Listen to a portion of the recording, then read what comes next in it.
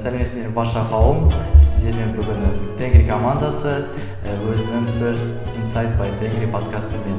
Бізде бүгін Астана First Regional жарысының бірінші күні өтті. Яғни осы жарыстан кейін біз FTC-дің бас төрешісі Керімхан Бексұлтаннан сұхбат аламыз. Бәріңізге сәлем. Сұрақтарға келсек, бірінші сұрағым ол FTC жарысының мақсаты қандай? Жалпы барлық First жарыстарының мақсаты ол жаңадан оқуға түскен балаларға, бастауыш сыныптарына, жоғарғы класс сыныптарына былайша айтқанда жарыс, ойын түрінде STEM образование үйрету. То есть STEM дегеніміз бізде не? Ол наука, технология, инженерия, математика. Менің личный опытымнан байқаған затым, ол мектептерде балалар лекцияны, просто сабақты түсіндіріп отырған кезде көп балаларға қызық болмайды. И соның әсерінен балада аса қатты ештеңе үйренбейді. Но бала бір іске қатты қызығып тұрса, мысалы робототехника жарысына, то баланың білімі жоғары деңгейде өседі. Жалпы First'тың қалаушысы Дин Камен осы мақсатпен осы First Tech Challenge, First Legal Challenge, First Robotics Challenge осы жарыстарды 1989 жылы өткізген. Екінші сұраққа келсек, FTC ойында автономка және телеоптың қандай маңызы бар? Егер автономканы алатын болсақ, то көбісі ойлайды, что автономка это тек қана программисттардың жұмысы деп. Негізінде программисттар то есть кодты роботқа жазады, ал робот мықты результат көрсету үшін автономды кезеңде ол жерде билдерлардың да көмегі өте көп. Өйткені олар қаншалықты мықты робот құрастырса, прогерлар да соншалықты мықты код жаза алады, и сәйкесінше жоғарғы балл алады автономды кезеңде. Ал телеопта драйверлардың көмегі мне кажется басымдырақ.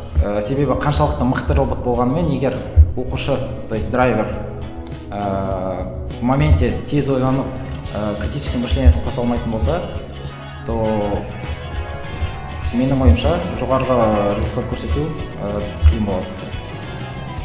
Үшінші сұраққа тоқталсақ, сіздің көп жылдық тәжірибеңізде сіз көптеген командалардың мүшелерінің адамдарын көрдіңіз.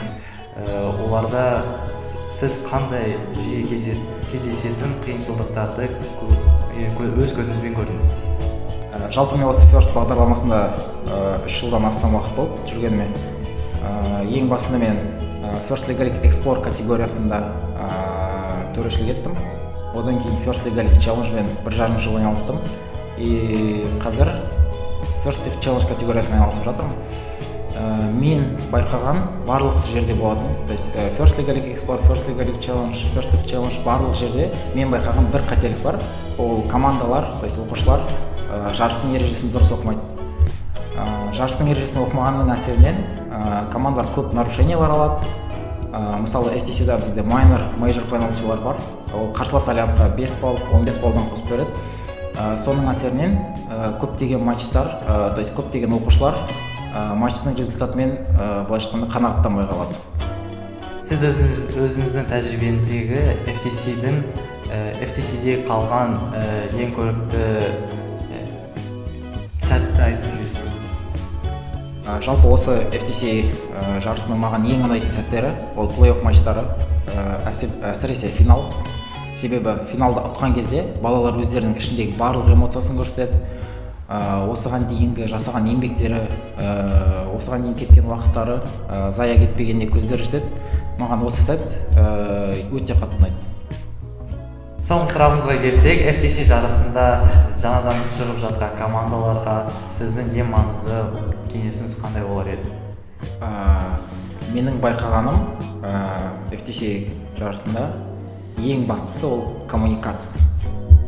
Себебі мысалға ойынын алсақ, робот ойынын алсақ, ол жерде матчтарды альянспен ойнайды. То есть сен бірінші матчта қандай командамен бір альянста боласың, оны білмейсің. Екінші матчта қандай командамен бір альянста боласың, оны білмейсің. То есть жарыс күндері білесіңдер.